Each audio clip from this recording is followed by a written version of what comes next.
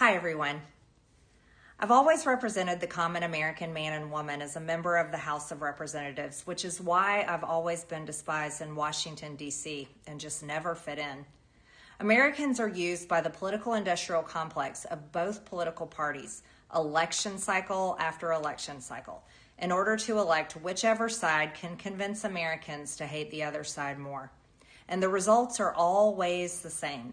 No matter which way the political pendulum swings, Republican or Democrat, nothing ever gets better for the common American man or woman.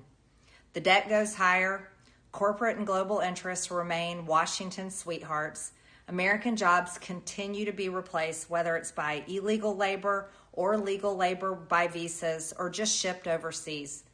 Small businesses continue to be swallowed by big corporations. Americans' hard-earned tax dollars always fund foreign wars, foreign aid, and foreign interest, and the spending power of the dollar continues to decline. The average American family can no longer survive on a single breadwinner's income, as both parents have to work in order to simply survive. And today, many in my children's generation feel hopeless for their future and don't think they will ever realize the American dream. And that breaks my heart. I ran for Congress in 2020 and have fought every single day believing that Make America Great Again meant America first. I have one of the most conservative voting records in Congress, defending the First Amendment, Second Amendment, unborn babies because I believe God creates life at conception, and I love to fight for the little guy. Strong, safe borders, I have fought hard for that.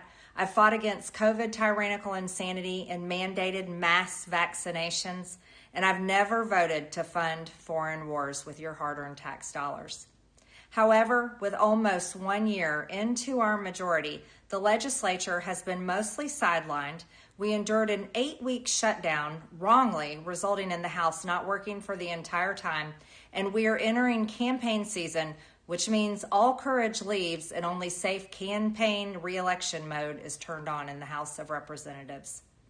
During the longest shutdown in our nation's history, I raged against my own speaker and my own party for refusing to proactively work diligently to pass the plan to save Americans' health care and protect Americans from outrageous, overpriced, and unaffordable health insurance policies. The House should have been in session working every day to fix this disaster. But instead, America was force-fed disgusting political drama once again from both sides of the aisle on television every single day. My bills, which reflect many of President Trump's executive orders, like calling for a new census counting Americans only to draw new districts, making English the official language of the U.S., making it a felony to medically trans a minor, and other bills like eliminating capital gains taxes on the sale of your primary home and eliminating H-1B visas. They all sit collecting dust. That's how it is for most members of Congress bills. The Speaker never brings them to the floor for a vote.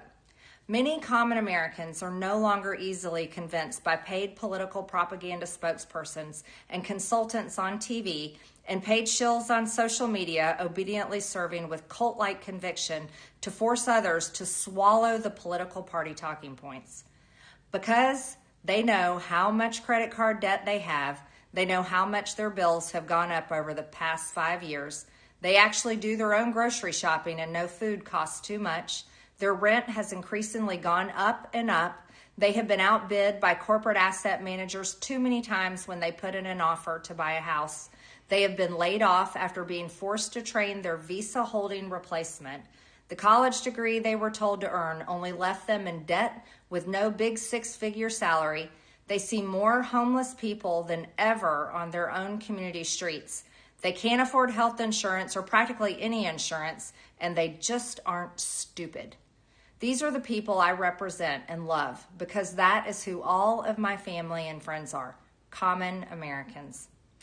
I've been blessed to represent the 14th District of Georgia for 5 years.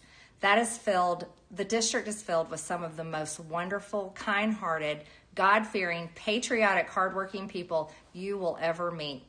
Good, regular, common Americans. I've worked hard to bring taxpayer dollars back home to help district needs. I impeached Biden's Secretary of Homeland after watching my constituents die as he facilitated dangerous open border invasion into America. And I led the effort to defund hard-left politically biased NPR and PBS and the corrupt USAID, and I did that as chair of the DOJ subcommittee. I have fought harder than almost any other elected Republican to elect Donald Trump and Republicans to power. I traveled the country for years. I spent millions of my own money. I missed precious time with my family that I can never get back. And I showed up in places like outside the New York courthouse in Collect Pond Park against a raging leftist mob as Trump faced Democrat lawfare.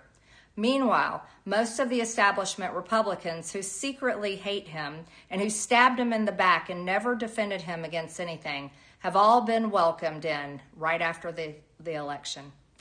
And I will never forget the day